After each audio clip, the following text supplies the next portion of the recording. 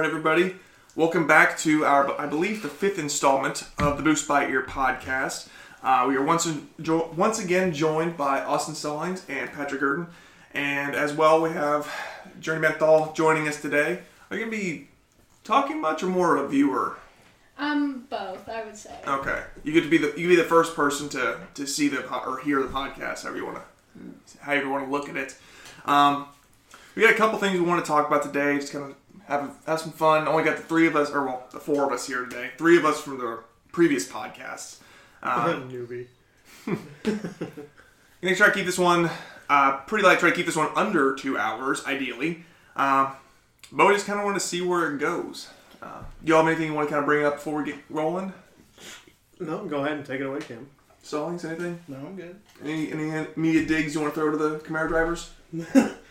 I mean, you're all slow. I mean, that's all I really need to say. David Bruce just appears. Excuse me? Damn it. He just comes around the corner. Hey! I mean, But yeah, so we got a few things together for today. One of the things that I wanted to lead off with was something that I think is going to be pretty important, because this isn't going to come out most likely until after the Super Bowl, if I had to guess. And one of the things that I think is going to kind of be on the radar of everybody once it comes out is the Hummer is returning to the automotive world. And it's returning as an electric vehicle. Oh, what the fuck? Yeah. You can cuss, I don't care. that flipped real quick. Yeah. That used to be one of the most unfuel efficient vehicles ever. Like, Right. the worst for the environment ever. Right. And now we have an electric Hummer. Does it even look the same? Well, it like I mentioned before we started recording, all I saw was a teaser for it, because that's all that it released, and that's all it's going to see during the Super Bowl.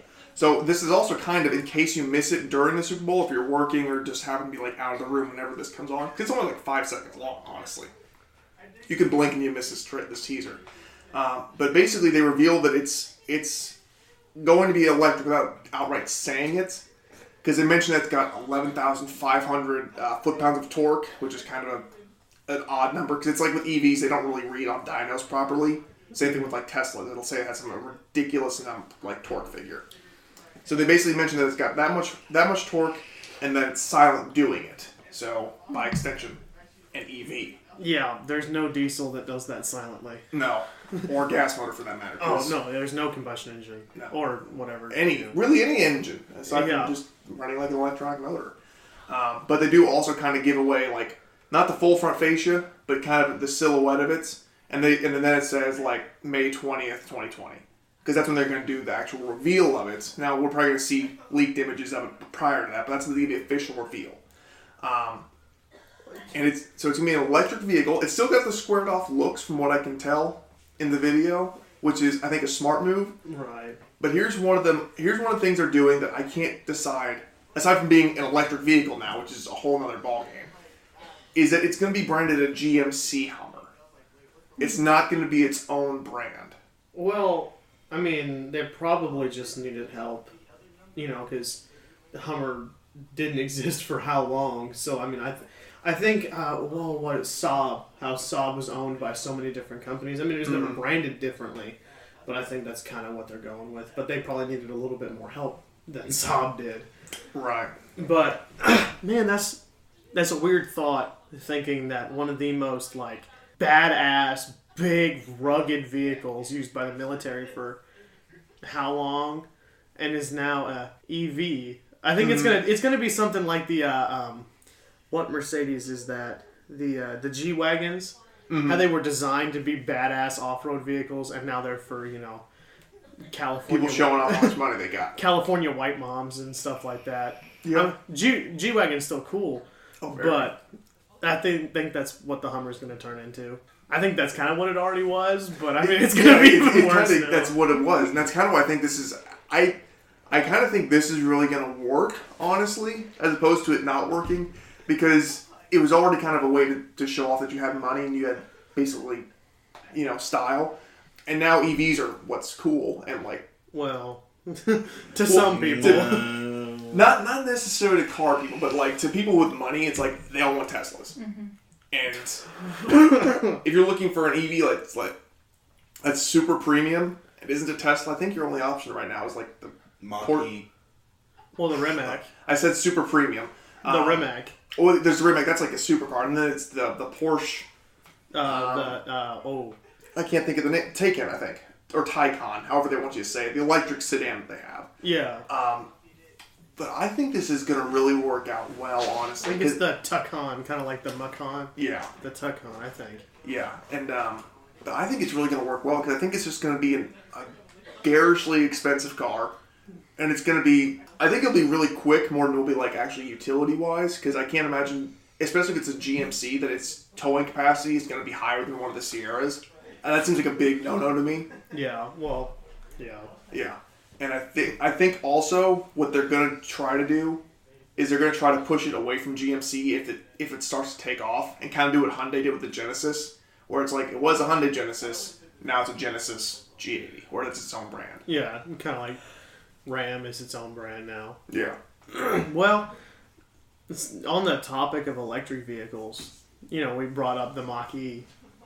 What are your thoughts on the Mach-E, since we're talking about, things that were never electric and never thought of being electric now are? Right. Well, I say we let Stallings have first go. He's the only Mustang owner here, and it's an electric Mustang SUV. All right, let me correct you. It ain't a Mustang. Well, it's got Mustang badges.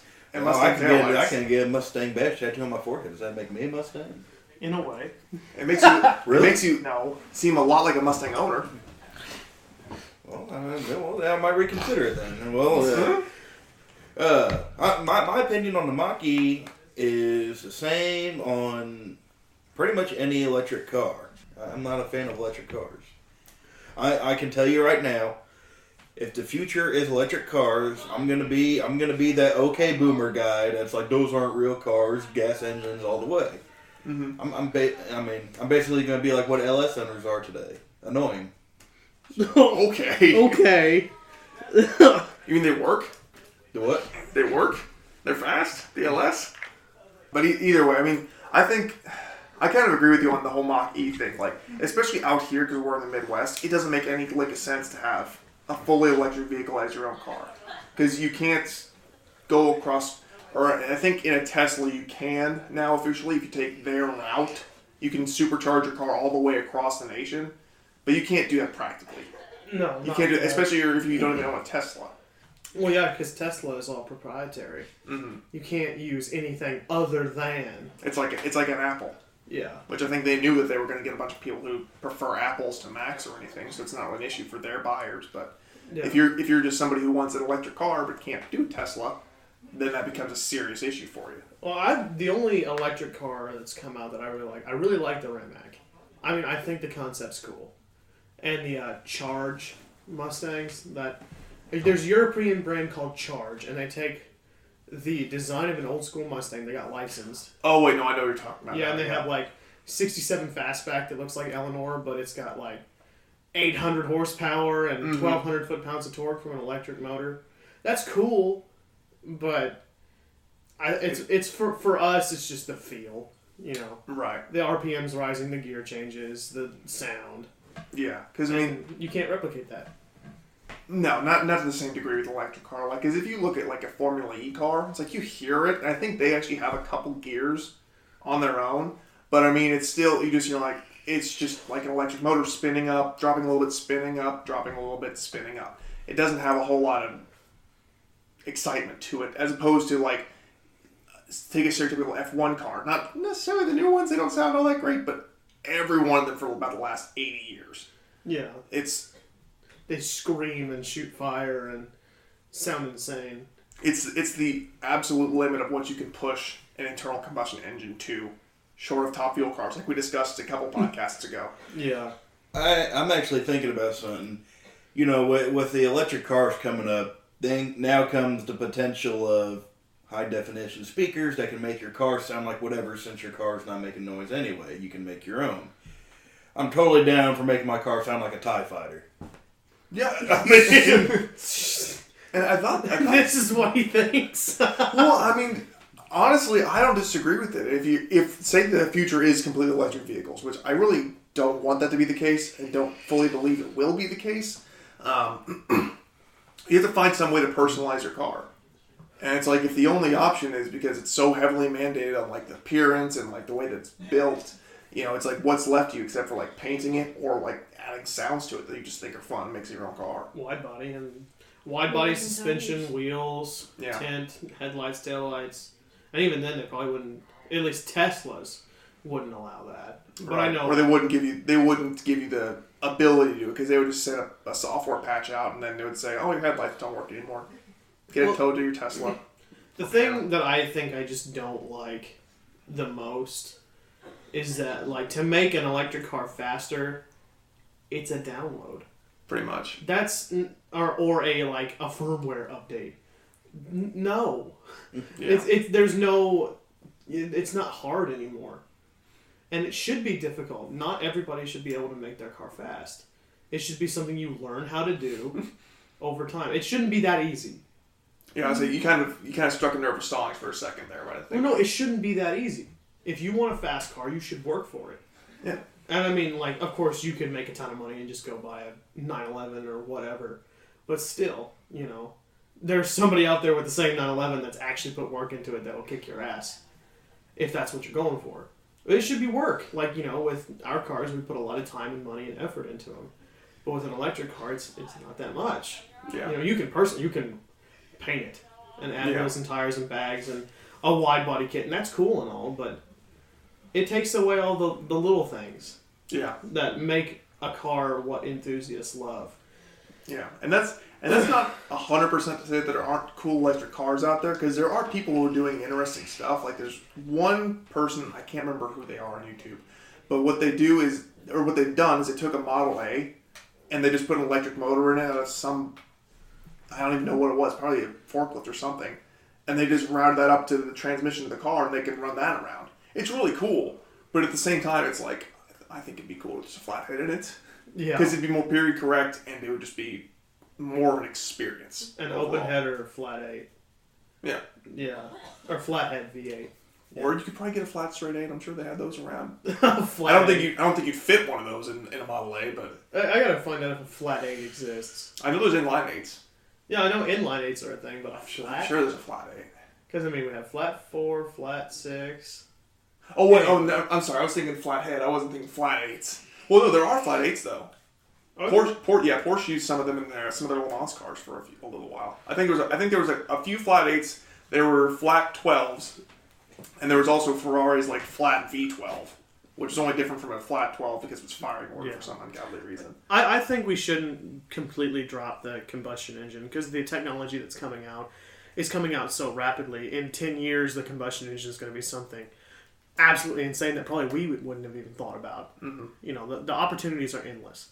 And I don't think that we should just be like, oh, electric, because there are ways, like Mazda's new, Sky Active has stupid low emissions.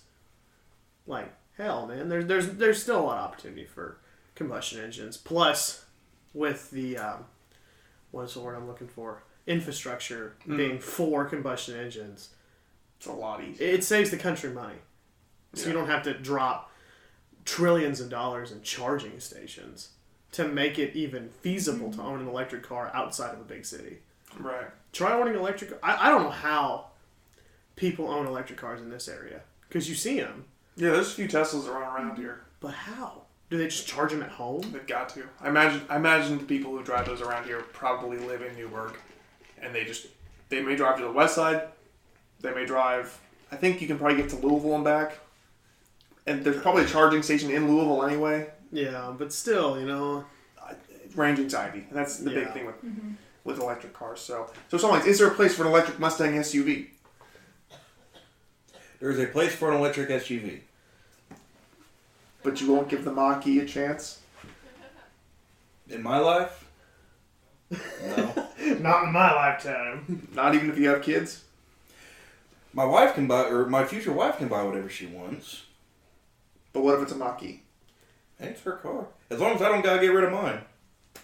I don't think they should have named it a Mustang. No, I think that was a horrible idea. And a Mach-E, that was another mistake. They were gonna name it the Mach 1. Yeah, I know. Oh, I would have marched on the Ford factory myself if they would have done that. That'd been like whenever they wanted to make the Mustang front-wheel drive. Like, you would have everybody up in arms. Yeah. Hey, why don't we just bring back the Mustang 2 while we're at it, huh? No, that was a mistake. To name it a Mustang, let alone a Mach-E. Yeah. That was a mistake. It's kind of like with... I like that they re-released the Supra. It's not a Supra. No, it's a BMW with a Toyota design. You should have named that something different. And then just called it the next Supra. But don't name it a damn Supra if it's not a JZ based engine. If it isn't what people expect that car to be, you shouldn't name it that way. Like with the Mach-E, it has the Mustang badges on it. If it was the Mustang Mach-1 and it was an electric Mustang SUV, I would have marched on the Ford like factory. you have everything you know to be a Mustang, and then you have an electric crossover SUV. They just don't mesh. It doesn't make any sense together. And that's kind of going back to the Hummer thing. It's like, yes, the Hummer was the pinnacle of horrible like emissions and everything, kind of like the Antichrist to what the emissions movement was, and now it's an electric SUV. It's like... Now, I think they kept the big important parts of the Hummer to be seen. I think they're going to keep that stuff together, but that's just the one shift that I don't know. That's like a redneck going vegan. It doesn't sound right. It doesn't. But apparently it happens. I don't know. Evidently. Sad. I just kind of want to bring up the Hummer because, again, I think this is going to come out after the Super Bowl, so I think it'll be relevant. Because I heard about this last week, and I had no idea about it up until then. Someone's going to see it while watching a Super Bowl and be like, oh, what the hell?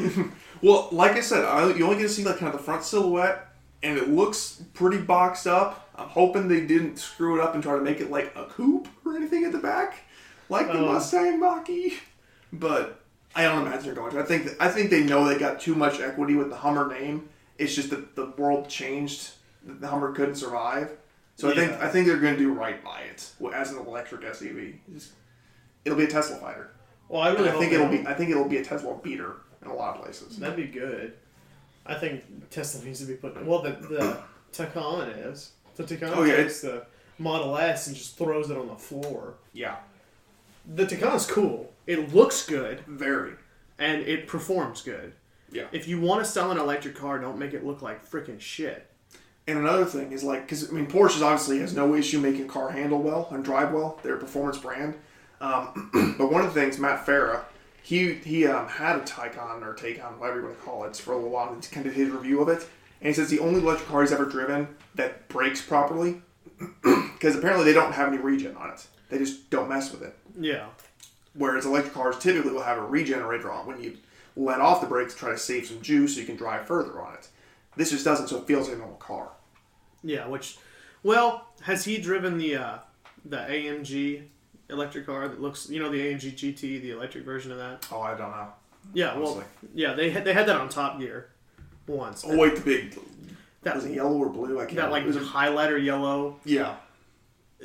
I mean, it's an AMG GT. Yeah. Looks good. But... Yeah. It doesn't feel anything like the real AMG GT. There's nothing AMG there except for the suspension and the structure of the car. Yeah.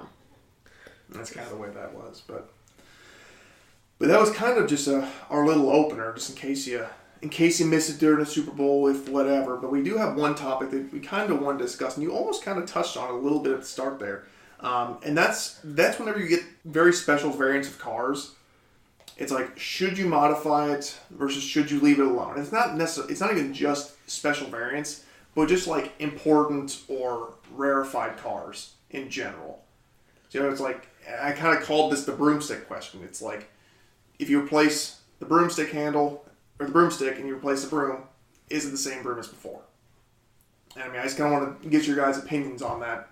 Given that we're interested in modifying cars, it's like, is there a point where you can take it to where it's fair game, or is there a point where the car is just so far gone anyway, you just go ahead and do it?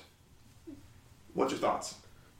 We'll let you go first on that one, Patrick. Well, I've looked into maybe in a couple years, whenever they become legal, of course, importing a Forester STI, the Type 2 Yeah, STI Type 2 M spec, which is the most desirable because it's got the 207, it's got the 6-speed, it's the first generation Forester STI. And I love the car, it's great. But I was kind of thinking to myself, I wouldn't want to mess with it because that's a Forester STI. Not even that, it's the STI 2 Type M. That's like the Forester. Right. And I mean, I wouldn't. I'd want to do some reliability mods. I'd want to take it to stage 2.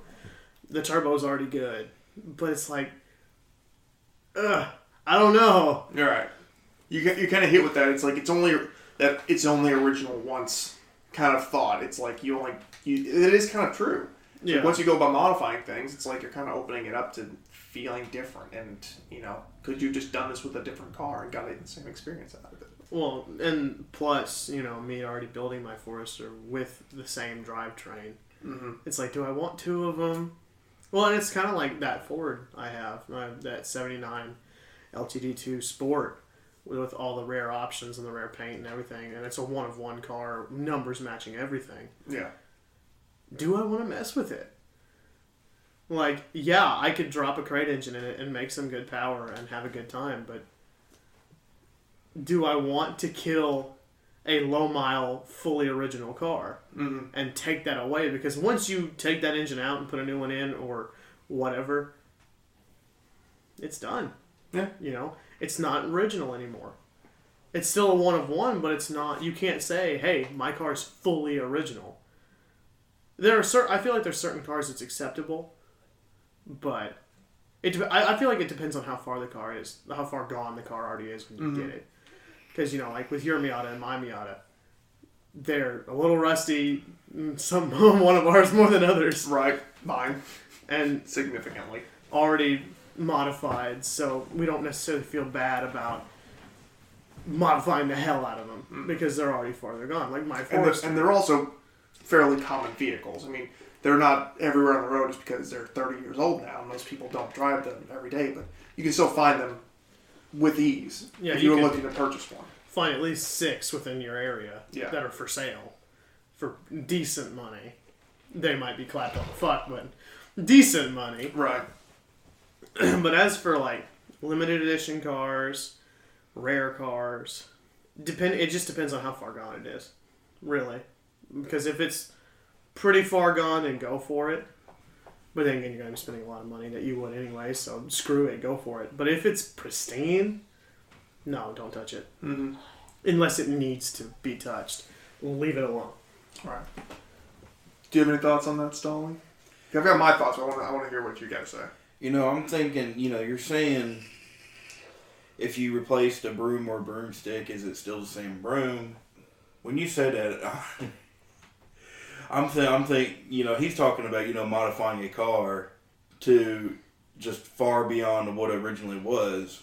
And I'm over here thinking of a complete engine swap. I live in a world where it is a thing for people to Ellis swap their Mustangs.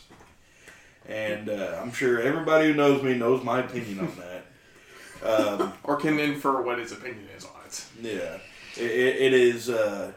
It is dishonorable, disrespectful, and shame on you if you do it. Shame. But, for shame. Yeah. I'm stuck. I go to a drag strip. There's always at least one Fox body that has a Chevy motor in it. And I'm stuck between, you look at it and it's still a Mustang. You don't know it's a Chevy motor until you actually pop the hood. You look into it. But I also have the risk of, how do I say this? It's still a Mustang, but I don't want to compliment it because if that said Mustang does really good, then the owner can be like, oh yeah, it's a Chevy motor. And it's like, well, crap, I just complimented Chevy. That's just pride for you. That has nothing to do with anything else. That's pure and unadulterated pride. Well, I mean, Lee Iacocca didn't give us the best American performance car in the world just for us to drop a Chevy motor in it. But he's heated. But going back over, but I'm gonna lean back over towards what Pat was saying. with the modern cars today, people mod the crap out of it. I mean, you'll have people take their first gen Coyotes and they'll do a lot of stuff that'll basically be a Gen 2 Coyote swap. Mm-hmm. You have people putting Gen 3 Coyote intake manifolds on their cars. And, with modern cars like that, I still agree with that because, it's still Coyote parts. You can still get a Mustang with those parts on it. Like me with the Boss 302 intake manifold on it. You can buy Mustangs with that setup on it. But when you get into the older stuff, oh man, that's it. If I'm with Pat, if you find something old that's all original numbers, you leave it alone. Because that's a special piece right there. Especially if it's low mileage, it's still in good condition. Mm-hmm. Like the Mustang Bullet. You don't like an old school Mustang Bullet. You don't buy one of them and then just mod the crap out of it. No, you keep it as it is. I mean, surely you guys agree with me on that. No, I do. I think that the broomstick thing only applies if... I think an engine swap is acceptable. It's still the same car. It just has a better engine in it. Just listen. No, I'm not talking about LS. Okay. I'm not talking about that. And when it comes to engine swaps, I believe that you should keep it the same brand. Okay. The engine that you're putting in it, keep it the same damn brand. Like I was looking at Flat Six swapping a Subaru. I'm not gonna put a Porsche engine in the Subaru. Porsche. I'm gonna put the 3-liter Flat Six out of like an Outback because you can boost them and make some pretty stupid power. But there are some exceptions, like putting a K series in a Miata or an LS. So there are some exceptions to that rule, but I'd prefer to keep it the same brand that goes in the car. But it's still the same car until you replace like everything. All the body panels, the frame, the entire suspension, the wheels, the entire interior. Which that probably won't happen on many cars unless it's just completely dicked. Right, and where you just completely go over everything and basically rebuild your own car out of it. Yeah. Which at that point, why would you even buy that car? Right. If it's that fucked up, why not buy a friggin' kit car at that point? Or a better car? Yeah, and I mean, and I have my own thoughts on this question. It kind of gets... It all comes down to who's kind of asked the question. Because, like, for me, I think about things like an old 240Z or, like, an old 911. Like, I kind of personally think there's a certain experience you can pull from those cars. And take a 240Z, for example. If the first thing you do is you just lower it, cut the fenders off on it, drop an SR20 in there, you've basically just got a smaller 240 SX and the same amount of rust. And it's still junk. Right, but you kind of take away like all what the 240Z originally was, which is kind of an easy driving sports car that basically worked. I mean, it was not that it was a Miata of its day, but it's like it was just very simply. There wasn't a whole lot of extra stuff thrown at it. Basically, to try to make some extravagant experience. It just kind of was its own thing, and that's kind of the same with like a 911. It's like it's obviously evolved from a Beetle into the ridiculous 911s of today. But I mean, they're always kind of have. People always say that 911s they drive differently than any other car on the road, just because the engine's in the back and it has its own experience. And if you take any air-cooled Porsche and you cut the fenders off and make it a wide body, everything, it will handle better because that's kind of the thing with old Porsches is if you widen the rear track, it doesn't want to kind of come around on you so bad. But then you also kind of lose the old Porsche feel of it. Yeah. So, and I mean, for me, not so much the Tahoe, because it's a Tahoe, it doesn't have a whole lot of stuff out there and available for it, but like with the Miata, there's every engine swap kit under the sun for that car. Anything from Ford motors, LS motors, Subaru motors, rotaries, everything. People, if you can think of it being stuffed in a Miata, it's happened. But when I think about it, it's like, if I do this, would it take away from the experience of the car? Because just driving around mostly stock as it is right now, it's a really fun car to drive. It's not fast or anything, but it's a Miata, and it's not. That wasn't the intent of it. I mean, like I struggle with trying to with that car out there. It's like I try to make it as much of a positive Miata experience I can. I don't try to detract from it, which is why I don't want to like slam it on really low coilovers or I don't want. I would love to have a V8, and that'd be really fast. But I don't really know that I would want to do that without having one that's just kind of its own simple, pure experience. And that's kind of what I looked at whenever I've been looking at swaps for my car. For my Miata. Mm-hmm. I was looking at like, oh, will this screw up my power to weight? Oh, will this screw up my weight distribution? Is this going to make the car really front heavy? Do I want to put a Honda motor in that car? Right. Or how much do I want to spend on this swap? Because good God, some of them. Oh, you can. A swap for Miata is typically twice the cost of the Miata. Yeah. Just because Miatas are so cheap. Not that the swaps are expensive, but the Miatas are cheap. I've heard the rule of thumb is you got to have about $10,000 to swap any engine into a Miata. I think that's kind of the case. I think there's an exception to that rule with the baby K motor, or not the K, the baby like Honda K. Like you can get one out of a minivan that's not as performance oriented, but it's a lot easier to do and a lot cheaper to do. But I think it's still like $5,000. But still, why would you swap that engine in there when it doesn't make that much more than the 1.6 or the 1.8? But I kind of decided on doing a 13B turbo rotary in mine, just because you can make the power, you can be really unique with it. It's still a Mazda engine. You can get the entire drivetrain for like $2,000. I saw one dude who 13B swapped his Miata, and then 1.6 swapped his RX-7 FD. Why? I don't know why he did it, but he did it. I mean, like the I can see the 13B because that's a good engine, but He just swapped motors. the 1.6 can't make shit for power. No, he made a really quick Miata and a really slow RX-7. He had something against that RX-7. He had to have. But you know, It did him wrong. That's something you need to look at. I like the idea of when you buy a car that does something, make it do that. Don't try to make it do something that it was not intended to do. And I know Kalen kind of shares that same ideology. Like Subarus and Miatas, they're good corner cars. The Miata being light as hell and being like a go-kart. Like I'm not building the Miata for straight line speed, nor the Subaru. But I am building them for two different things because they don't do the same thing. And it's not that they can't do it either, because you can see Subarus at the drag strip. It's not as common as other kind of vehicles. And you see Miatas at the drag strip because you can put big motors in, they don't weigh anything, and go fast with them. But I mean, I think Stallings kind of getting ready to say something. It's probably going to be along the lines of like a Mustang can do both of those things, and it can do them well. Is that what you're saying? Well, which model Mustang are we talking about? Because I can tell you right now, S197 was not exactly made for the track. I mean, look at the last three generations of the Shelby. You got your 2013 Shelby GT500, which was a straight line car. Then you move on to the Shelby GT350, which was your track car. Now you got the new GT500, which is along the lines of a supercar. Yeah, the new GT500 could probably do both. Yeah. And granted, a 350 horsepower turbo rotary is going to be an insane car in the straight line. Oh yeah. But I don't want to build it for that. Right. Because I could make that rotary make 500 on the stock sales.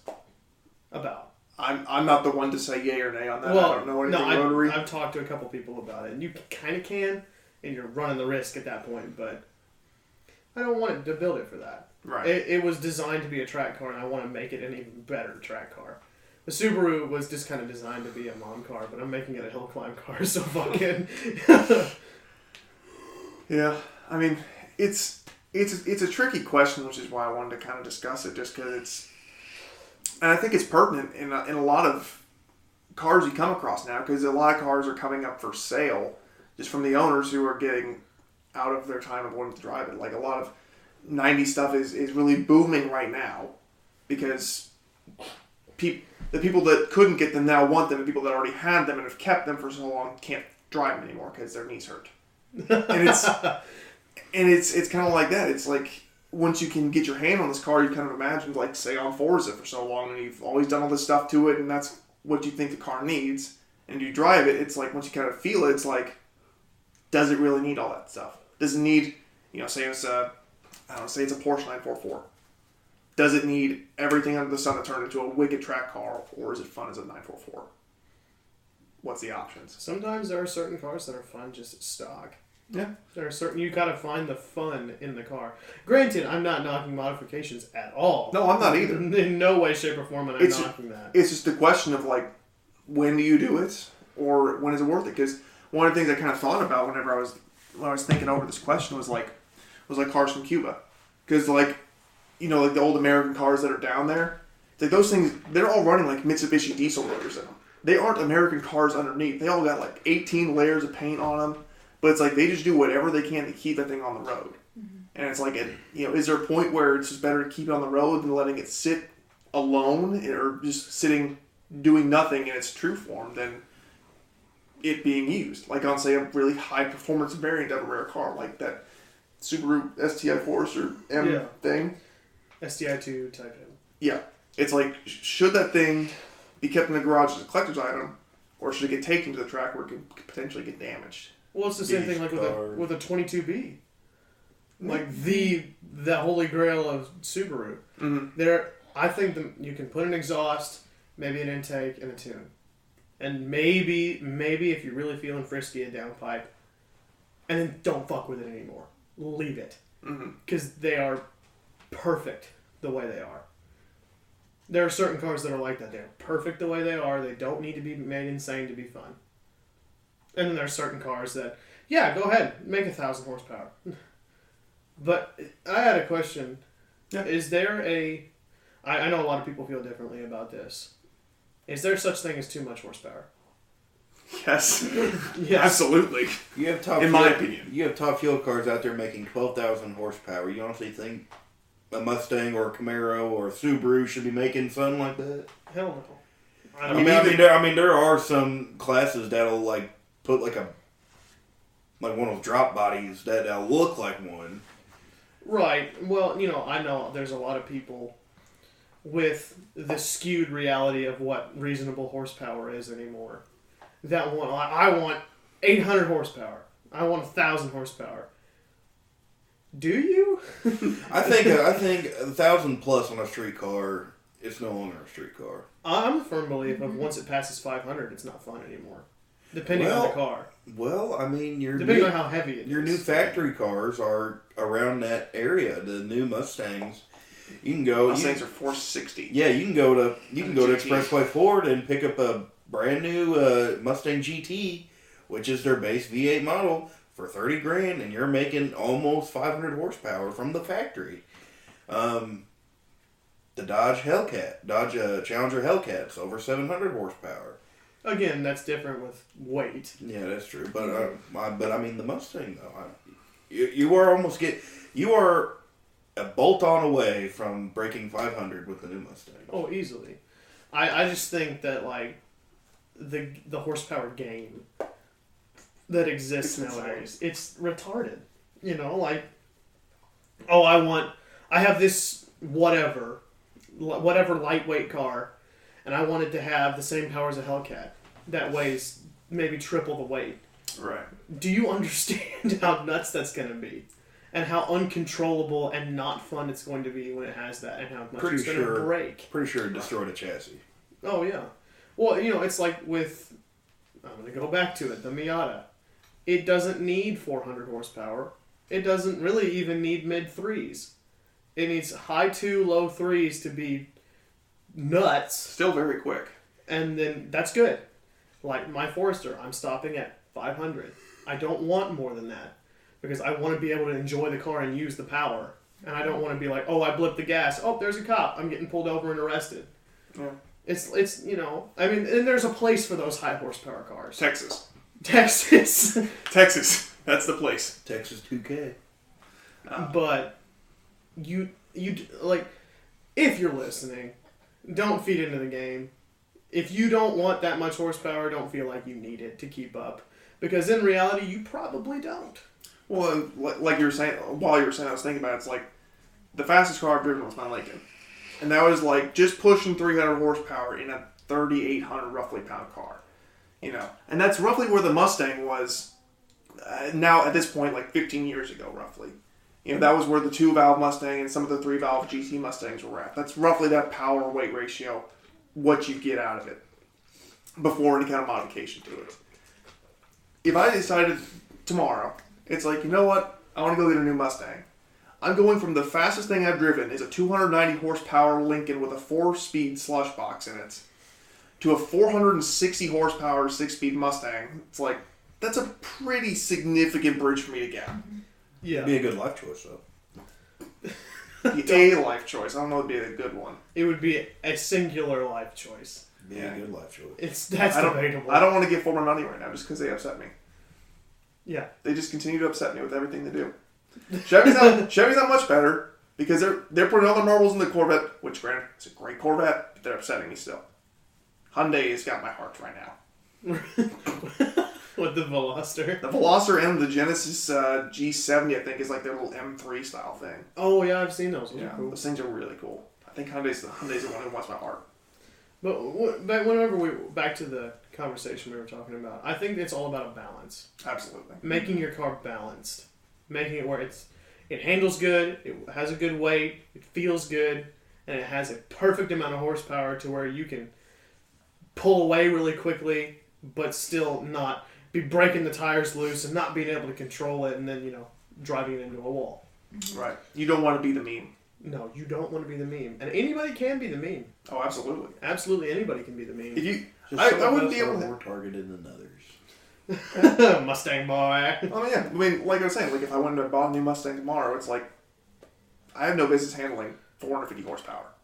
Yeah. Just because I've never had to experience that before. And at some point you have to, but at the same time, it's like you want to kind of do it in a step because the next logical step for me basically would be like 350, 400 horsepower in a performance car, not a Lincoln, not a grandma. Something kind of where you kind of feel that speed, or something where it's a little bit more active, moving around, as you're progressing. Yeah. It gets a little more squirrely. Yeah. But, I mean, and if you don't want that kind of power, you don't need it. No, because there's all kinds of cars for, in the lower horsepower range, or cars that aren't the fast cars, where you can get that kind of, where you can still have fun with them. Because the car that I really want is a Fiesta ST, which has got less than 200 horsepower. Well, I mean, I know whenever I had my Forester at stage 2, with just, basic bolt-ons and a tune, that thing was fun as hell. Yeah. And it didn't make that much power. But it was fun as hell. Yeah. And that's all that really matters. If you enjoy your car and you think it's fun, why make more? Yeah. And you don't, and that kind of brings me to another point, and we touched on this on the last podcast. Don't overbuild your car just to beat somebody. Yeah. Build your car for you, and if that's what you want, that's what you want. Who gives a fuck? You like it, and you like driving it. Because at some point, you're going to dump a shitload of money in your car, and it's going to make way too much power, and you're not going to like driving it anymore. Yeah. And way too much power is relevant to the person.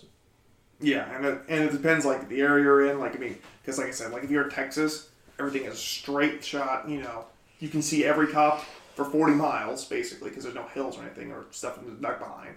Must be nice.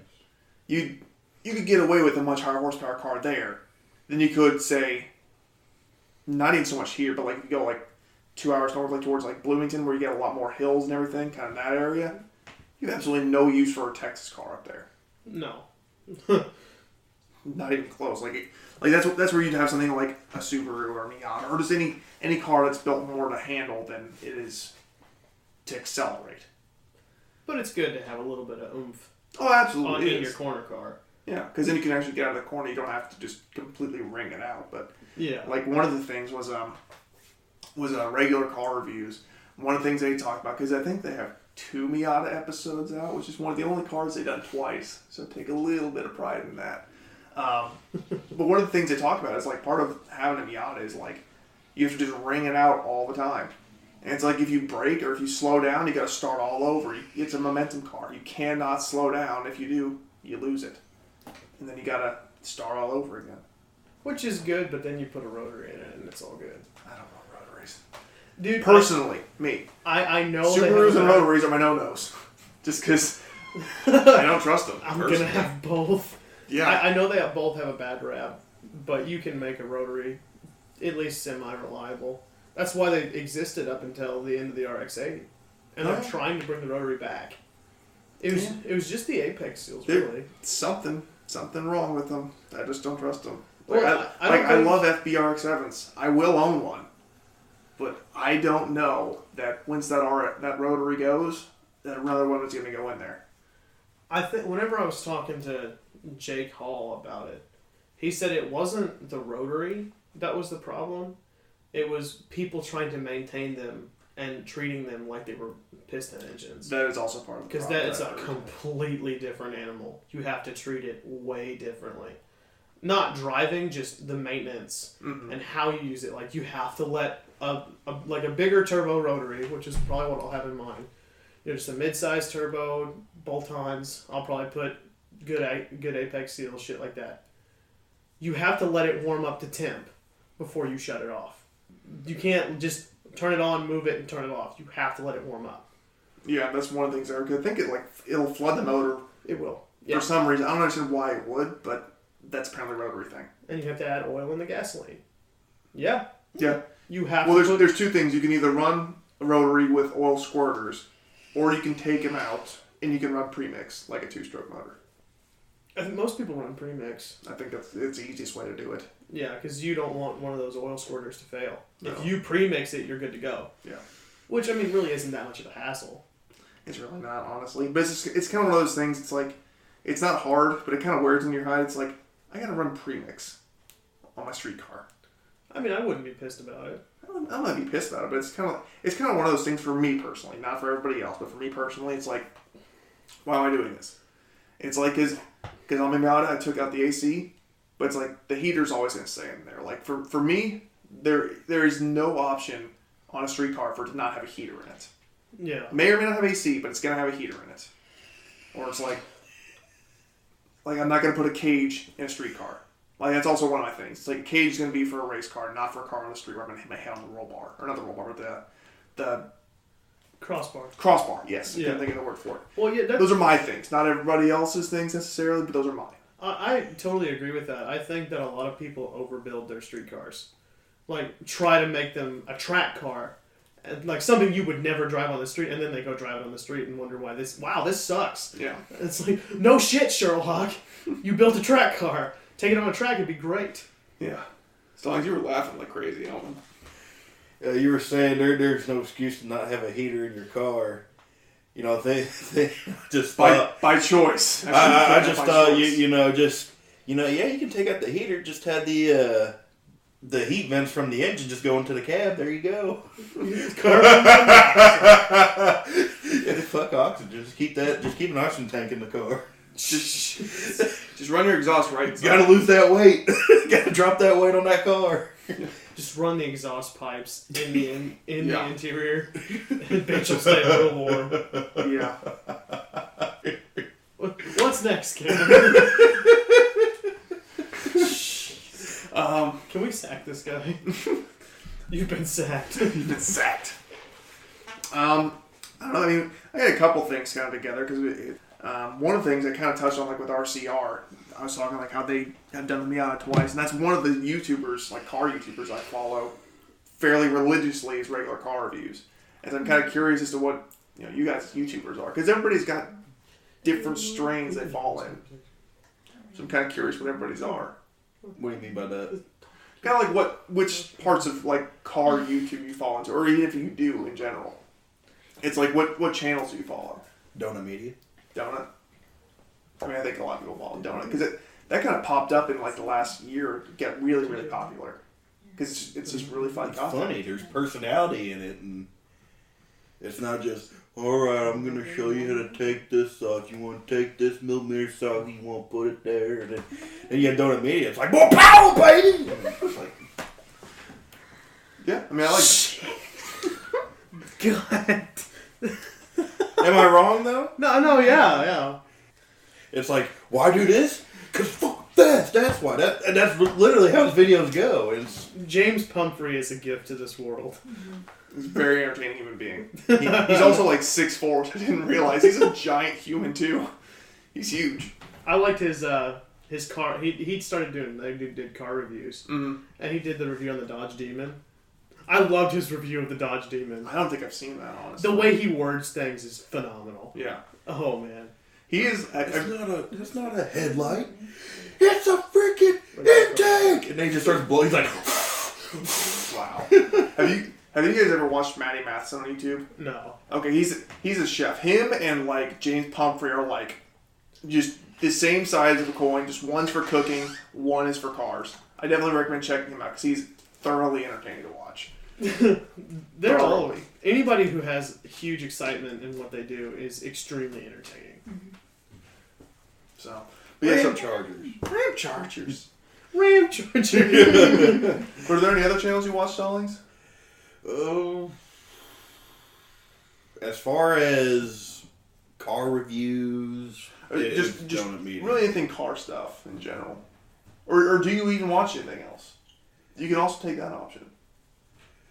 Well, there is some. There is some. It's not exactly car reviews, but it is car meet related, and I like watching these videos just to get ideas on what not to do at car meets. Sounds like there's a compilation in the title of this video. Oh my gosh, dude! It is literally car meet. There's a video literally called "Car Meets versus Cops," and you have these, these big cities, these huge car meets, and they're just doing stupid stuff like blocking off 4-way intersections and doing donuts. And sometimes they even got so bad that the police would actually retreat. There was even one video they got a chopper up in the air and they started shooting fireworks at it. It's like, what in the world? What are you thinking? And I think it. They're thinking they don't want the cops at their meet. Well, So they're shooting fireworks off. yeah, but I mean, if we did that here, I mean, it wouldn't end well at all.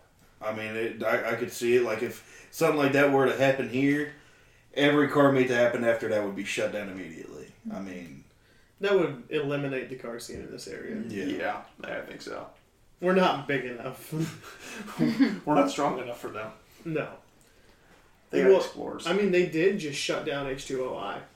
What? Oh, they officially shut that down? That, apparently, from what I've heard... The last one was pretty serious. Wait, hold on. H2OI is this car meet in Atlantic City. Atlantic City. Yeah.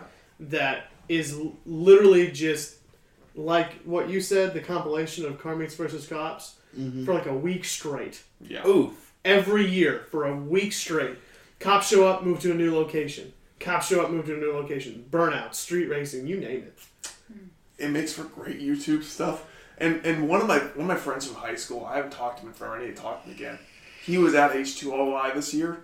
Where everybody got in banana suits and on those little city scooters and just like took over. It was hilarious. I watched him on Snapchat doing it, and then I also saw it like the next day on YouTube popping up like where they just swarm the streets, like surrounding cop cars and everything. Hilarious. Not surprised that they shut that shit down. Oh yeah, it got horrible. Yeah. Because it turned the entire city into a party. Yeah. One big party for car enthusiasts. Yeah. I think I watched a video like right after that one ended, like it was basically going over H2OI this year and just the madness that it was. I wouldn't want to participate in H2OI. Oh no. I value my vehicle and my license too much. Yeah. I'm not on that level. No. I can't be part of that. I think it's hilarious, but I'm not surprised it got shut down. And it's not, you can't replicate that. No. That's like Woodstock. You can't replicate that. No. You can try. It won't end well. No. Yeah, here in Evansville, all you gotta do is rev your engine one time and you're getting barred from places. All All I wanted to do, orange Mitsubishi. all I wanted to do was go up to the top of the parking garage and enjoy the view. But some Karen in the parking garage didn't like that. Some bitch lady was like, he's straight racing. Karen. All you have to do is have a loud exhaust in this city and you'll get pulled over. Pretty much. Dude, if I try going in there right now with the Mustang, it'd get called again. Oh yeah, but the crazy thing is we had louder cars there. Yeah, like that Fox body. I took the Fox body. Okay, maybe I shouldn't say that on recording. Yeah. Things in the Fox body happened that were very loud and very fun in that parking garage. One time in a video game, I was in this Fox body in a parking garage. One time in Mexico, I was in this Fox body in this parking garage in Mexico, and we were ripping, and it was an open header Fox body, and nothing happened. But now you have one untuned, a little bit louder Mitsubishi. A Mitsubishi with a vacuum leak. Yeah, It sounded like shit. I mean, literally, I was going up there to just all the way up. It just sounded like a dying sheep. Dying sheep. And Karen didn't like it. Karen needs to learn what a real foot to the floor sounds like. Shit. Anyway, as for YouTubers, I started my automotive YouTube life on That Dude in Blue. Mm-hmm. And That Dude in Blue got, I liked his videos, but they got a little bit mundane for me. And then I started watching TJ Hunt. TJ Hunt, I feel, got full of himself. Yeah, that's the same thing I felt about TJ. I stopped watching TJ. I mean, I loved his videos. Oh, I did too. But it just... And then it was like one day, it was just like, I can't stand this guy anymore. Yeah, I think it was whenever he started getting, like, Ferraris and all that shit. It's like, I can't relate to you anymore, man. I think the last video I watched of his was like whenever he got the GTR, and I was like, this guy's awesome. He's doing all this stuff, and then it was like all of a sudden it's like, wait, he's just hawking shit. And it's like there's no car stuff here anymore. It's just a vlog. It's like I don't watch vlogs. Yeah, and then regular car reviews has always been a fun one. I love regular car reviews and Donut Media. The regular car reviews of the Volvo 240 is a great experience. Don't watch it without headphones in.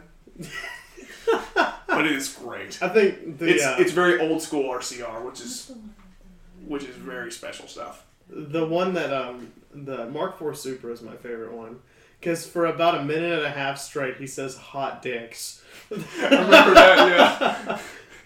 And there's a lot of that. It's like sometimes they still sneak that into the newer stuff when you're just not ready for it. It's just... He just says, Gears and Gasoline. I really like Gears and Gasoline. They do great stuff. But I gotta say my favorite one right now is Cletus McFarland. I think he's down to earth, really cool, doesn't talk himself up. Mm-hmm. It's about the cars. Plus, I like that he's starting... It's not all LS now. He's starting to branch into the tuner culture. Is he? Yeah, because he bought a Ford van, painted it like the Mystery Machine, and put a 3-rotor in it. And it's badass.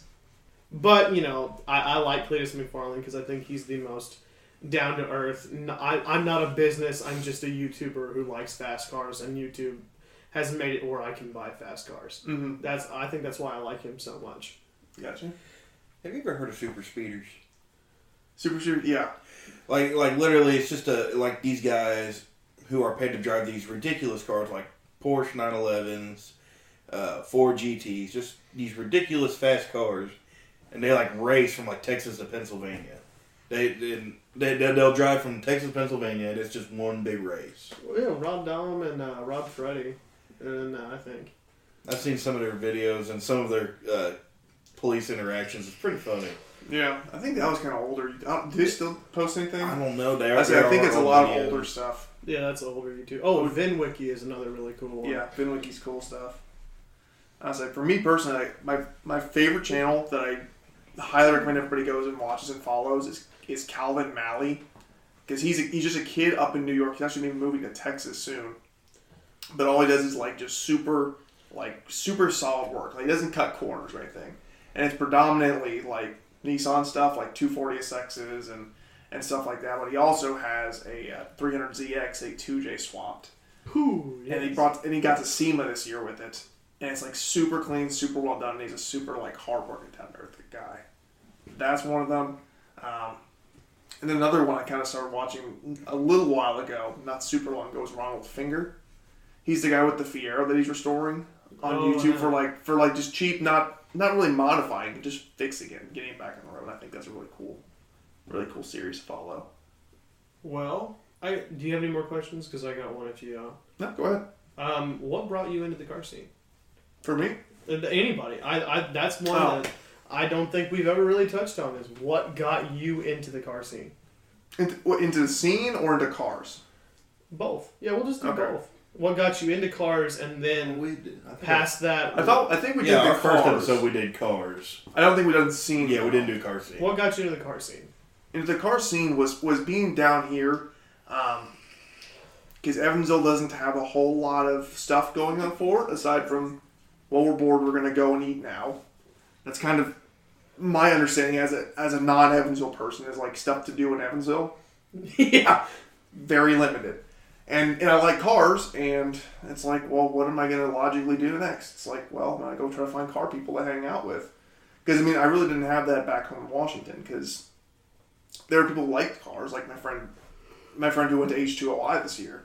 But there was really no scene because nobody had cars or money to do anything. And then moving down here, met some people actually into cars, and it's like, well, start hanging out with them. Just find people to talk to, because otherwise it's just basically talking on the internet. Is that what brought you into 812? 812, I don't know if I mentioned it on here, or if I mentioned it just to one of you guys. But it was literally, I was really bored one day, and I was like, I'm going to try to find a car group in Evansville. Just got on like Facebook and like started looking around, couldn't find anything, and I saw Kalen talking shit on an Evansville street scene post. And we're having the meet here at this time, be there. And I was like, okay, I'm not doing anything else, and I went there. And that was it. Was that a garage meet? I don't remember if the first one was the garage meet or if the first one was at O'Reilly's meet. So whichever one of those came first. O'Reilly's was the very first 812 meet. I remember there was another Tahoe at the first one I was there at. That's what I remember. I remember that was there. Kalen was there. And there was, what was that one thing that pulled up? There was a really fast car that pulled up. It was a, what was it? It was on drag slicks. The guy drove up from Henderson in it. It was like I think it was a Pro Charge Vet. But I'm not 100% sure. Because that was a year and a half ago. I can't quite remember. That was a lot. I can't remember one car from a year and a half ago. But that was definitely at the O'Reilly's. Actually, just right over here. I'll remember. So, but yeah, that was the first one. I think that was the first one I went to, and then the next one was the actual one at the garage. Yeah, the O'Reilly meet was our first one. So. Yeah. I think that's actually, I don't know if you gave me the card then or at the parking garage meet. I think I gave it to you at the parking garage meet, because that's when I first actually talked to you. Okay. But yeah, I mean, that was it for me. Like, it was just kind of, I need to find people down here to hang out with that like cars, because the only people that I had prior to that was just my then roommate, Cody, who's still very deep into cars. He just lives up in Indy. So then I didn't really have anything, so I had to find people. You go ahead, Stallings. Well, what got me into the car scene is, years ago, back in 2016, when I first bought my Mustang, I was the only person out of my friends with a performance car. Nobody else of my friends had anything special. We were all still out of high school. Nobody was making any real money yet. So out of my group of friends, I was the first one to have a performance car, street car.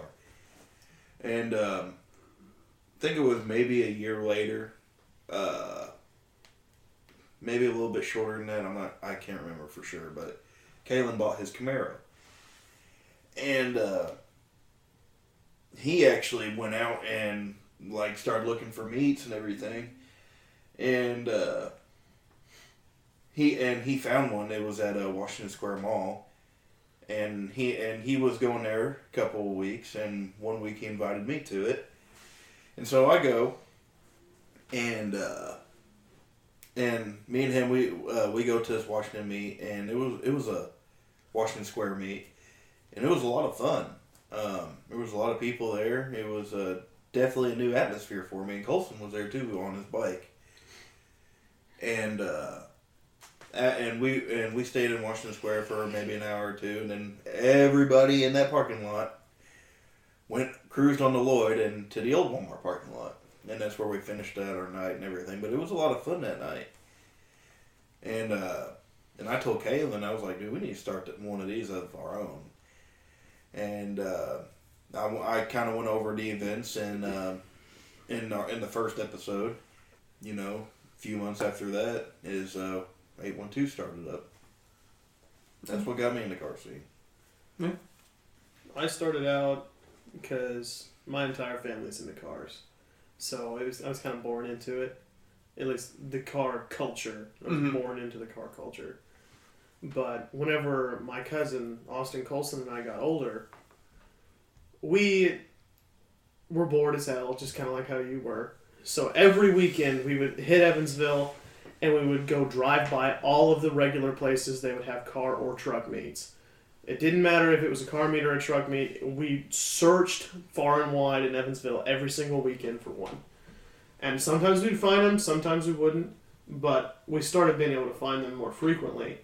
and that kind of brought me into the Evansville car culture. But that was when I was still really small. There wasn't really much going on. And then I think we started bringing Kalen to him. Kalen started bringing Stallings to him, I think, if I remember that correctly. And then 812 was born. But just cruising around, really, just trying to find something to do. And then occasionally, just by chance, finding something. Because most of the time we would go into Evansville, we'd grab some food, we would go to the car dealerships, go by all the regular meat spots just to see if anything was going on. Because we didn't know who to talk to, who to connect to, to find out when they weren't. 'Cause sometimes we would know, sometimes we wouldn't. Sometimes it'd be at the mall, sometimes at Schnucks, fucking Sonic, the mall, Washington. I mean, it bounced around. It would bounce around. But that's what got me into the scene. And then, of course, when 812 started, in ye old parking garage days. Ye oldie. Then that was the parking garage. Shortly after those days is when I bought my Forester. And then really started getting heavier into it because I finally had a performance car. Because before that, it was a naturally aspirated automatic Forester. And now I had a turbo manual. Mm-hmm. Moving up. That's like 2 steps. That's 2 steps up. With no rust. Right. But that's what brought me into it. Just cruising around looking for something to do. Yeah. And just by chance finding it, and then we decided to make our own. Yeah.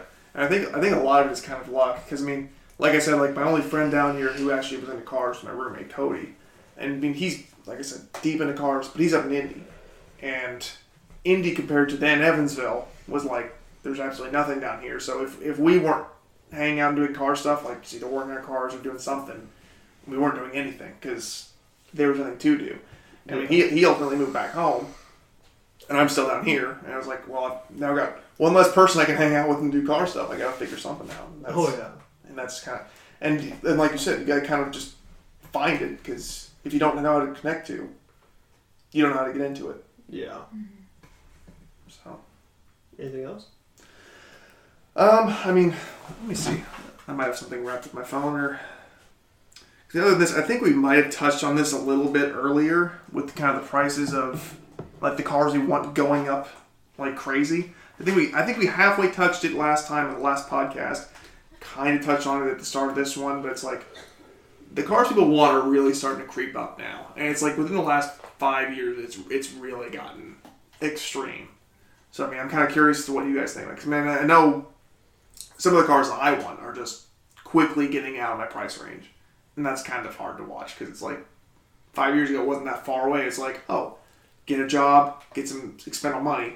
I can get this. Now it's like, it seems it's been another, 5 years, get a more serious job. Maybe I can afford this. And then who knows 5 years from then. So what do you guys think? It's not going to stop. It's going to keep getting worse because the people like us who dreamed of having all these JDM Legends and the old European cars, because it's moving away from old hot rods. It's getting into the stuff that we grew up with on our video games and stuff. So I think it's going to keep getting worse. It's going to plateau at a point, and hopefully it doesn't branch into like all Japanese performance. Like, I hope it just kind of sticks with, the JDM Legends, like the Supra and the RX-7. The stuff that's already expensive. Yeah. But if it comes to the point where, like, Subarus and fucking everything Japanese performance is expensive, that's going to really start it to suck. Because then, at that point, when the cars become more expensive, even if we have them, the parts become more expensive. Mm-hmm. And then at that point, it just keeps getting worse and worse and worse. But I do agree with you. There are cars that I looked at a couple of years ago, like, oh shit, I can get this once I start a full-time job. Oh, I can get this whenever I get a serious job. Yeah. Get serious job. Oh, maybe I can get this whenever I move up. Gets to management. Maybe I can get this when I retire. Yeah. When you retire, maybe you'll finally retrieve the car you wanted. But that's kind of the scary game because it's like I think I mentioned in one of the earlier shows, I wanted a Fiesta ST. Well, Ford stopped making the Fiesta ST. Now that's gotten more expensive, but now they're not making it anymore to kind of refill the supply of Fiesta STs because people keep putting Cobb shit on it, and I don't trust anything Cobb puts out because the people who use it typically screw it up. Yeah. So I'm afraid to pick up one like that, or like an E46 M3, or not an M3, but just even an E46 in general.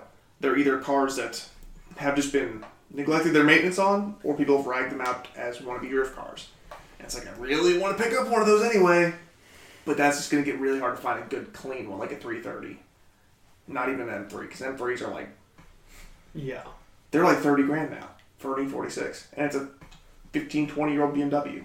You know, believe it or not, the Forester XT with a manual, people are asking stupid numbers for Forester XTs with a 5-speed. They used to be, it's just a manual Subaru. It's a manual mom car. Who cares? Yeah. But now they've become more popular. Because, just since I've bought mine, the amount of popularity and the things available and like the videos that the big YouTubers release, it just keeps coming out. Because I base this off of when Donut Media releases a video on a car that most people don't think about, and then they realize, hey, these are actually cool and they can be made fast pretty easily, the prices will fucking skyrocket. Oh yeah. Because they released a Forester XT video, and what was the most recent one they put out? Do you remember? No, I don't get on YouTube much unless it's for research purposes. I'm kind of the same way. A lot of what I watch is just maintenances. I want to check right here because I know they just put out one recently, and I was like, shit, I actually wanted that car. Now that's going to go up. You think the same way I do. Seriously, because that's the way it is. And I think part of the issue is, a lot of the cars that we want that were pretty inexpensive because they were just older cars that happen to have manuals. Yeah. Now that manuals have become synonymous with sport, anything with a manual is going to have a premium on it. Yeah. And that's part of the issue. I think the Forester I found that was the same year as mine, just a little less miles with a manual. And it was a little bit cleaner. They were asking, I think, like $14,000 for it. And it still had over 170,000 miles. It's like, you're not going to get that out of it, but somebody's going to pay you 10. Yeah. And that's stupid, because I paid 3. Yeah, It's not necessarily just because of popularity. It's what people are going to friggin' pay. Because some people, pay crazy money, who have, expendable money, who don't know much about market value, they will pay stupid money. It's kind of like the Skyline. When it became legal in the United States, prices for Skyline shot up everywhere. I think that was part of one of the things, because it was, I think it's B is for build. He's picking up a Mark IV Supra from Japan. It's a JDM Supra, and it needs a lot of work, obviously, because I think it was totaled. I can't remember which side it was on. But he was talking about just the sheer numbers of it. This is a totaled car, and I think he paid something like 30 grand for it. Yeah. Because it was a turbo Supra, a turbo manual Supra. And it's like, a clean one of those things is nearly $100,000 car. Which is insane that the 4th generation, 20-something-year-old Supra is selling for more than the brand new 5th-gen BMW Supra. It's like, that's insane to me. It's going to keep getting worse. And that's kind of the way it is. Because, I think you can pick up... I don't think you can pick up a 4th-gen Supra that runs and drives for less than 20 grand now. Anyone. I don't think you can. I think that even the naturally aspirated automatic Targa Supras are like mid-20s. Yeah, I prefer a Targa, honestly. Yeah, that's just me though. But still, it's crazy money for him. Like Motion TV, how he had that 3-year-long series of him rebuilding a Supra from literally almost fucking nothing, and he said, yeah, I want to have a Supra for I think he said the price of a new Camry, and it's and that car at this point, honestly, is probably worth more than that. He's probably making money in that car, There are certain because cars. It's a Supra. There are certain cars you can buy totaled and rebuild them and still make money. Oh yeah. But that's kind of why I feel like you're on the same page with me. I like the weirder cars, the ones that weren't as popular, because number one, the prices are better, and you can do the same thing, and then number two, you also have a unique vehicle. It's not, Forester. Right. It's not an STI. Right. Performs like one, feels like one, and it sounds like one. but it doesn't You're not going to cost. be paying STI money. No, and you have a unique vehicle. And that's kind of not so much on the weird, like, kind of obscure cars thing, which, I mean, ultimately they're going to still go up anyway. But that's kind of why I'm thinking, like, very clearly my Miata, I could go and find another one with less rust fairly easily and just scrap that one. That's kind of why I'm spending all the time and money to, like, figure out how to do, like, rust repair and everything right. Because I feel like that's my only way of getting, like, the more desirable cars that I want is by getting a clapped out one or something. Because otherwise I'm not going to be able to get my hands on it. That's about how. Or I'm going to have to spend my money and my time. Or I'm going to have to spend my time and skills to get the car, as opposed to just spending the money and getting the car and having it already done. Because my budget's not going to allow for that. Sometimes you gotta buy a shed box and make it good, and you're gonna, in the end, still be spending. You're gonna probably be spending less money. Like my Forester, to get it built, if I would have bought a clean one and then got it built, I'd be spending more money. But I didn't get a clean one. I got a clapped one, and then I'm building it. I'll end up saving some. Yeah. And that's kind of like songs you brought up, Donut Media. It's like they just did their video series on, like, the two 350Zs, like, the cheap car and the expensive car. And it's like the cheap car was, like, something, I think they said, like, 13 grand or something. All in, just buying all the cheap shit, including a turbo setup, which isn't a cheap thing to do. But, like, that puts you at 13 grand versus name brand, everything really high quality shit. It's like 41 grand into a 10-year-old 350Z. And it's like, people will pay stupid money to have a car designed and to feel like they want it. oh, absolutely. I'm not saying that. And we are those people. Right. Or they're going to have to find a way to make it their own, or make it happen without the money, which I think is the situation I'll probably be in. Which I think is a situation a lot of people are going to find themselves in. I'm just hoping that I have the skills to do it. Yeah. But I'm going to make a prediction. go ahead. Looking at the American car market, the three guys, GM, Ford, Chrysler, they all have their big dogs as far as performance cars. Camaro's dead and Chevrolet. They got that. They got the new C8 Corvette. That's going to be a big hit. That's going to be their big dog. I think it's going to destroy. Chrysler has the Dodge Demon. Ford has their new GT500. And you look at the price of all of them. You got the C8 Corvette, between 50 and 60 grand for that. You got the Ford GT500, the new one, and you're looking at 60, 70. And then you got the Demon, which is, 80? I think the Demon was 80, but I don't think you could buy Demons anymore. Well, still the Red Eye Hellcat's just a tuned down version. Yeah, I think that's somewhere around, like, All right, 75. 75, yeah. And beforehand, looking at Mustang, a $80,000, $70,000 Mustang, I was like, whoa, what? But, the prices keep going up on these high-performance cars. My prediction is one of these guys, which I think is probably going to be Ford, is going to show up, same performance, same power, same technology, ridiculous low price. Ridiculous, I mean, for that caliber being a 700-800 horsepower car for 50, 55, 60, somewhere in that range. It'll be years in the future, but I think it's going to happen. I think they have the option to do it, which is just basically making a GT500 minus anything that makes it drive well, aside from just going fast. Mm-hmm. They have the ability to do that. Whereas, like, with Chevy getting rid of the Camaro, they're starting at a bare bones, like, $60,000 Corvette. Mm-hmm. They can't really strip that thing down and make it like a $45,000 car. It just can't happen. But here's the thing, none of us know how much it really costs to make one of those cars. Oh, but I'm thinking everybody saw people paying 70 grand when the Hellcat first came out. And they're like, oh, okay, if they're going to pay the price for this, I'm going to offer this and maybe crank up the price a little bit more, see if they buy it. Oh, look, they bought it. Third guy, number 3. Oh, they're buying these two. I'm going to give them this with this price. And they're just going to keep doing that. Eventually, it's like, all right, I can see that people are starting to not wanting to buy this stuff anymore. So here, take this ridiculous power for 50, 60 grand. And then people are going to be like, what? And then the other two guys are going to be like, oh, shit.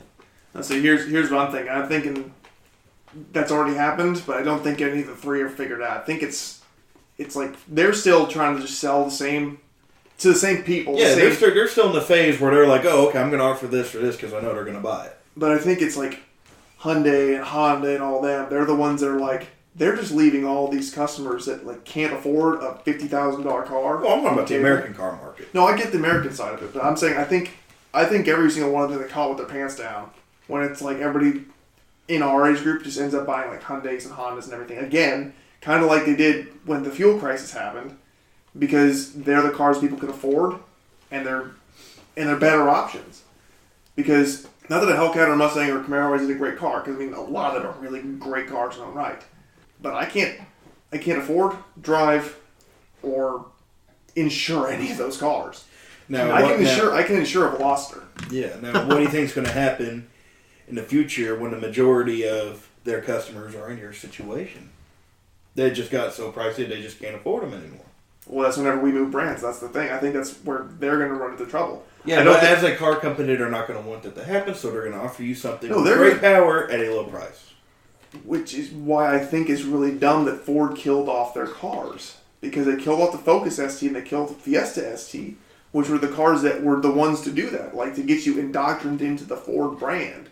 To then be like, okay, you've had your fun with the Fiesta, you've tried out the Focus, now it's time to go Mustang. And then you're Ford, you're set for life once you pick up the Mustang. But the reason why they got rid of those is because that even though that these were, entry-level cars at a cheaper price, Mustang was still selling a hell of a lot more.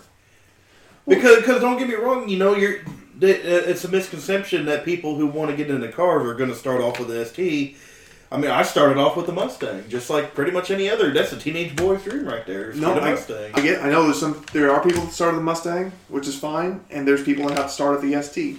But I think the issue is the Mustang and just the desirable cars, new and used, are just going to keep getting pushed up in price. And if you aren't going to put a cheap, not a premium product, but just a targeted product for younger people, it's just not going to work out. I mean, it's like with Harley Davidson. Like, how many young kids you see who want a Harley Davidson bike?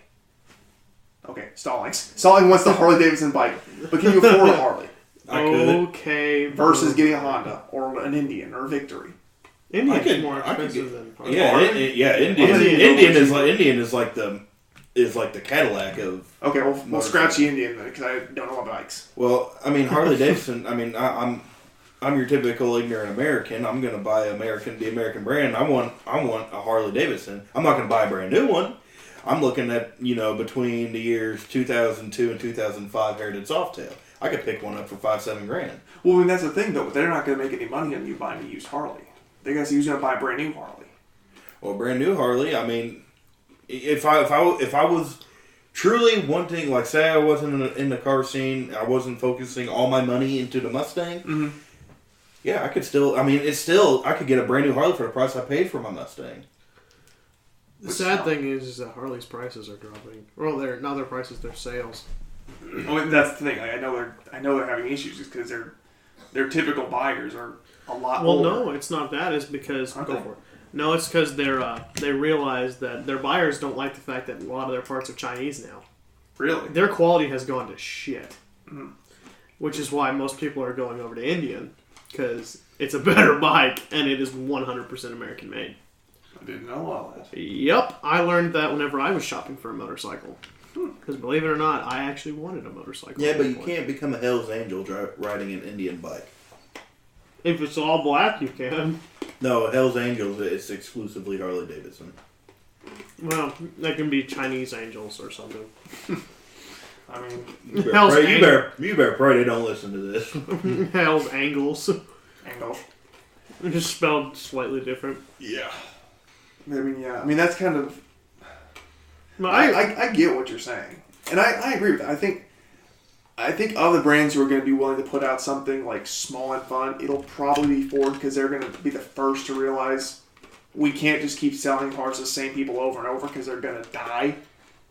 But I think they're still going to be really late to the game because Honda and Hyundai and Volkswagen, they're all still there. They still realize you have these small cars. Yeah, I'm not talking about Japanese cars. I'm talking about just the third I know. Of Ford, I think you're on the mark there. I think they'll be the ones that do it.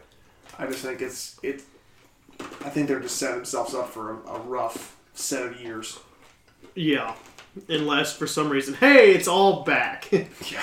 For some reason. We were just testing the sales. Yeah. Because you guys clearly didn't go nuts for the Mach-E the same way you did anything Tesla puts out. Yeah. Well, I think that the one that's not going to realize it is going to be Dodge. Well, no, I take that back. Chevrolet is probably going to be the one not to realize it. They're just going to be like, you know what? We don't want these kids buying our cars anyway. They want to sell Hummers now. That's where they're moving to. If an American company was going to go bankrupt, I'd have my money on the first one being Chevrolet. Oh, I wouldn't do that. I'd say, as far as bankrupt, I'd say it's going to be Dodge. You think so? They've already been. They got the Italians selling old Mercedes as American cars. I think it's just a house of cards just waiting to come down if it's going to be whichever one would go first. But yeah, I forgot that Dodge is owned by Fiat now. Yeah. Wah, wah, wah. Yeah. I'm not a person of brand all that much, but I do lean towards Chevy and GM products in general, just because I've had good luck with them. As opposed to, I didn't actually have any bad issues with my Lincoln either. That was pretty solid for me too, but they just pissed me off because I wanted to be a Ford person, and then they fucked it. You had me. So it's like I was there. If you gave me 2 more years to get some money together, I'd have been buying a brand new Fiesta ST. I was right there. And you just said no. They weren't looking at everybody like, oh, look at all these kids. Looking at car videos on YouTube. They're talking about buying all these cars and doing these modifications. Oh, we could sell these. No, our entry level price is going to be like 40. That's kind of what they're saying. If you want to have a performance car. Or maybe not entry price, but what you'll be financing. Yeah. Yeah. Because you're not going to have good credit as an 18-year-old. You're not going to have any credits. You're going to have non-existent credit. Your parents will be co-signing and you'll still be paying like $700 a month. I have the opposite of credit. I have no credit. But yeah. I think is that probably all that we got so far for today. I think that's all we got for today. Any fun topics or any last little digs you want to throw in? Anybody from the Ford Motor Company listening to this, whoever's idea was it to put the Mustang badge on your new electric SUV, fire him and make sure that as far as his career in the automotive industry doesn't amount to much more than clean up at a used car dealership. Okay. Well, I don't have anything. Yeah. Jordan, you want to throw anything in? No, I think I'm good. Okay. Well, I think that's where we're going to wrap it up for this episode. We're rounding out to about somewhere between an hour 25 and an hour and 30 minutes, somewhere in there, depending on how the edit goes. It just depends. Like I said, you may be hearing this post-Super Bowl. You may know about a little bit more than the Hummer than we do as of right now. You may know more than us anyway. We don't know. We're going to see we'll see what happens. We do thank you guys for tuning in. We hope you guys keep listening to Boost by Ear. We have fun doing this. We want to keep doing more. It's kind of a rolling crew, just whoever's available and whoever can get together to do them. So we thank you all for listening, and we hope to have you guys tuning in soon. Thanks.